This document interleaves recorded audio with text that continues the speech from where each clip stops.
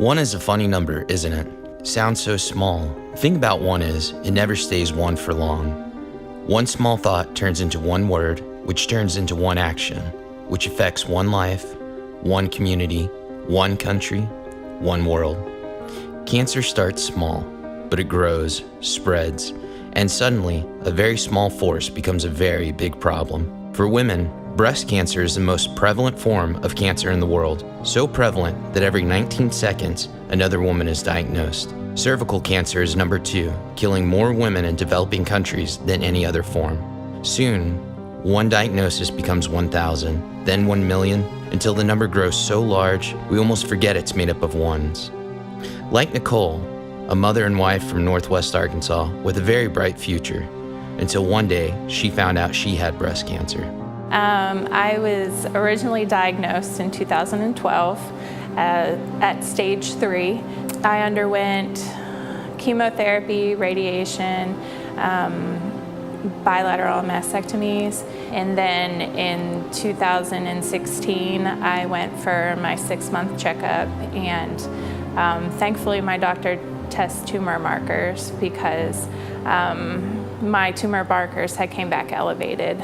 And so that required us doing some more scans and looking into it further and finding out that the cancer had metastasized to my bones, and there's also a spot on my lung. So now I'm currently going through monthly injections, one into my stomach and one into each hip, and then I take a daily oral chemo pill.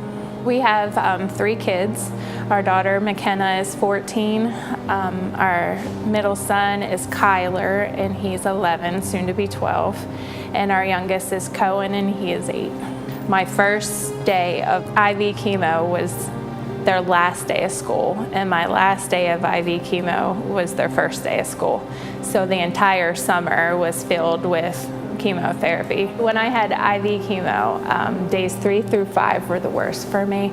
Those days were the days where your bones would ache a lot more, maybe your stomach would be upset. It felt to me like a magnified flu. Traditional IV chemo, the patient would normally have to go to the hospital or the clinic and be there for a number of hours while they have the drugs inserted directly into them.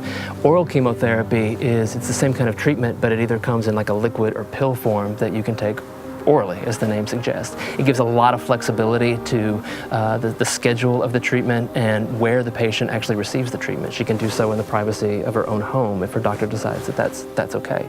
Now the difference between IV and oral, it's not even comparable. What the oral parity law did was, prior to its passage, there was a loophole where insurance companies didn't necessarily have to cover oral chemo like they had to other forms of cancer treatment.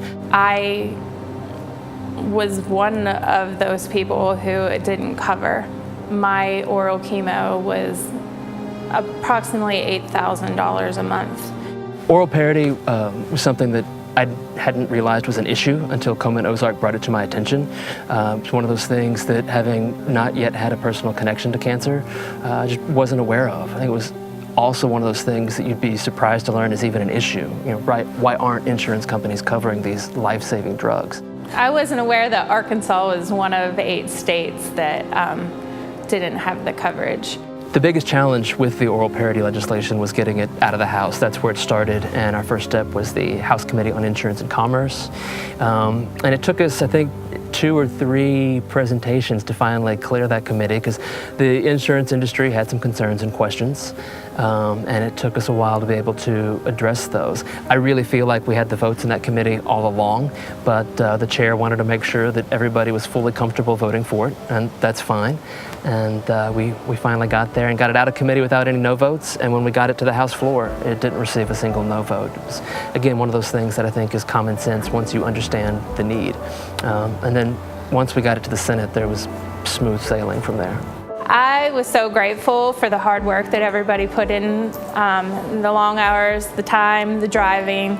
It's just a sense of relief for people like myself that has to be on this. for the rest of their life. A piece of legislation like this, where you hear directly from people who have won their battle with cancer, or are still fighting it, or unfortunately know somebody who didn't win their battle.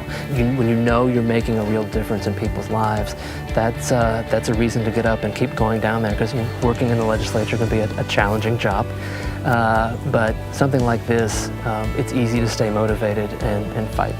One person led to one story, led to one action of oral parity legislation. Every second we waste, one grows larger, until it is someone you know, someone you love. You're one. You can help. Yes, you. Now you might be saying, but I'm just one person. Exactly. Just like Representative Greg Leding, who authored and passed the Arkansas Oral Parity Bill. Or, start small, spend 1 hour, spare $1, give one woman a chance at life.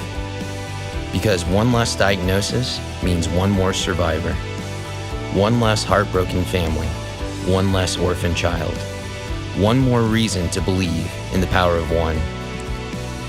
Cancer starts as a single cell, so small we can't even see it. If it can grow and spread into something so big, just imagine what one of you can do. Yes, one is a funny number.